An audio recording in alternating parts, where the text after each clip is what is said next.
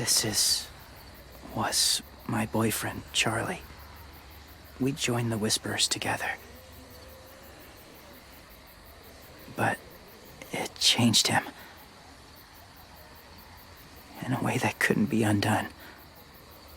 It changed both of us. Ladies and gentlemen, welcome back to the channel today, and we're back from the Walking Dead video. And since y'all have consistently spammed me on Twitter, my live streams, my comment section, I decided we're gonna do a Walking Dead video today. And I want to give a big thank you guys for the like goal on the Armor video. I'm sorry I've been kind of slow getting these out, but we just had a Life is Strange 2's third episode come out, and I had to cover that. And obviously I'm going to be making some theories for that, so please stay tuned for all that. But in today's video, guys, I'm going to be talking about James's backstory slash past. It was kind of explained in this Tumblr post from the creative director of the final season. So I want you guys to check this out. It talks about kind of like James and Charlie's backstory and how they got in the Whispers and all that. So it's kind of a little cool thing I want you to do here. So if you guys saw the clip at the beginning of the video, 1,000 likes on this video. I'll upload 3 Walking Dead videos this week. Since y'all have been begging me on my streams, trust me, I've been getting consistent comments even though I'm not even playing Walking Dead. 1,000 likes and you'll get 3 videos this week. And let me know down below in the comments. We should be starting some top 10s, top 5s very soon. I might have my first one ready next week. So please, if you have any top 5, top 10 stuff you want us to cover, make sure to leave it down below in the description. You know, characters, villains, episodes, any kind of that stuff. And hope you guys enjoy, and let's get straight into it. So, this was actually a very nice thing. It was posted before episode 4 released, so this is from a while ago. And I actually ended up finding this a couple weeks ago and just waited for the right moment to make a video about it. So, James slash Charlie's backstory. Again, there's Clem there, and his response to this is very interesting. So here's the question. From there, I started the thought experiment of who is his boyfriend, talking about James. What was their relationship like? So I wrote down my idea and sent it along to Kent, and the wonderful human he is agreed to let the pitch be in the game. If you look closely at the picture James shows you, you can see the boys are sitting on a fire escape where the excerpt you are about to read takes place. This moment in particular occurs after they've been in a relationship for a little while. And here's the pitch I sent. The night the world ended. While the apocalypse first started to break out, James was sitting with his boyfriend Charlie on the cold metal fire escape just outside Charlie's bedroom window. They cuddled together, absent-minded, passing a can of Four Loko in a brown paper bag back and forth. Charlie snuck it and a tin of sour cream and onion Pringles, James's favorite. I love Pringles, yes. From his family's bodega downstairs, the two chat, laughing and prodding each other as if they are tipsy and watch the sunset. The sky is pink, crickets chirp, the familiar clip of the city hums distantly. They have a small FM radio perched beside them, playing some grainy pop music they weren't listening to anyway. Then flashes of red and blue light up the alleyways in the distance. An alarm blares. Two think nothing of it. It's just part of the ambience. But then comes another and another. Wow. Yes, this is kind of like how he pictured James's beginning. And this is actually canon. So the two start coming up to the stories of what could have happened. Maybe there was a big fire, someone robbed a bank, then someone screams, the music stops, static crackles, or more people screaming. Charlie tells James to hang on for a second. He climbs through his bedroom window and back inside. James sits alone, his legs dangling, eyes locked on the flashing skyline. The static finally turns to words, an emergency message. The city is going on lockdown. Damn! This is the first part. There's actually another part we're going to talk about, but wow, kind of like how chill Charlie and James were, and then this apocalypse begins. It's insane. James calls out for Charlie. Silence. He swallows hard. His heart's starting to race. He looks back into the room. The lights are on, but no one's there. Gunshots ring out. He pulls out his legs. What the hell is going on? James crawls into the window. He calls out for Charlie again.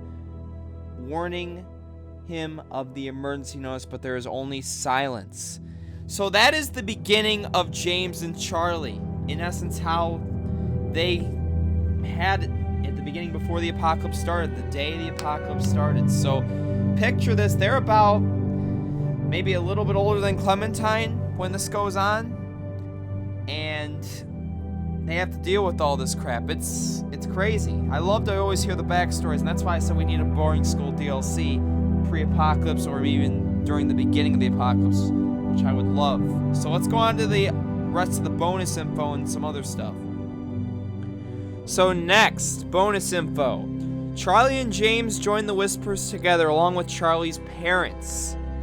Interesting to know. James never saw his family again after he said goodnight to them before heading towards Charlie's place. So, confirming that his final goodbye was, sadly, that, and he never got to see them again. Kind of like the same as Ben. Ben goes to play with the band, never gets to see his parents again.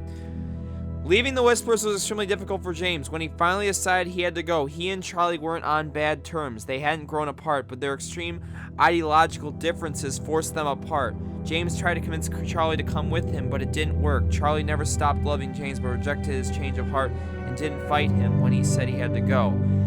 Wow. And that's what James talked about in episode 3 with, Charlie had that mindset of wanting to kill the enemy. Killing is a necessity sometimes. And, remember, James was not of that mindset of killing children, killing enemies, slitting their throats after he'd done that. And that's why they split up. The photo that James shows you in episode 3 is inside a plastic covering. This plastic covering actually used to be for his food truck ID, but he put the photo in there instead. The lanyard has since been lost. Huh. Interesting to know, James, he was probably working in a food truck. That is pretty cool info to know, but that's pretty awesome. So here's some other stuff, some personal headcanon that was in the doc but is not in the game. So here's some cut content as well. So, James was always kind of a fan of horror movies. They aren't things he'd watch on his own, but he loved watching them with other people. He was never one to scare very easily. Unlike Charlie, who while brave in the day-to-day life, couldn't stop himself from judging at sudden noises in movies, and would always be the one who'd scream. So, yeah, James liked horror movies. Could have seen Friday the 13th, Halloween, those kinds. That would have been really cool to know. But just a little good fact about James there. Another thing, James learned the rock trick while hanging out with Charlie outside the Whisper Camp. We remember the rock trick is what he uses in episode 2, 3. He throws the rock, and the walkers, they fall away, so that way he doesn't have to kill them, and sometimes he can use them in his herds. But he learned this again with Charlie outside the Whisper Camp. They were skipping rocks across the concrete to pass time when a walker approached. Charlie chucked a rock, sending it clattering across the ground. And what I would have loved to have seen here, personally, in my opinion, I would have loved to have seen the backstory with the Whispers. Now, we know the Whispers are a big part of the TV series. We know this. There's going to be a huge war in Season 10 with them. I would have loved to have seen this, have some kind of flashback with James showing off his past with Charlie. I think that would be awesome. But, again, it's not really connected with Clementine's story, so I can understand why they never did it, but that would have been awesome. The walker slowly turned and followed the sound. Both of the boys went wide-eyed at that, so it's like the first time they noticed the walker. Yeah, walkers are pretty, yeah, they listen to the sound a lot. And would often use the trick when they were feeling lazy and didn't want to run out and kill the walkers themselves. And this is posted on Tumblr, this entire thing. This gives a lot of backstory into James, probably the most backstory out of any character that we've gotten so far. I don't know if we're going to get anything else in terms of other characters, but this is a lot of great info to know about James and his beginnings and all that. So again, guys, 1,000 likes on this video, and I will do 3 videos this week. Guys, we are very close to 191K. If you guys have made it to the end of this video, please do me a favor. Hit that subscribe button if you haven't already. It would really greatly support my channel. And I want to thank y'all so much for watching, and we'll catch y'all for the next Walking Dead video sometime in the coming days. Love y'all. Peace.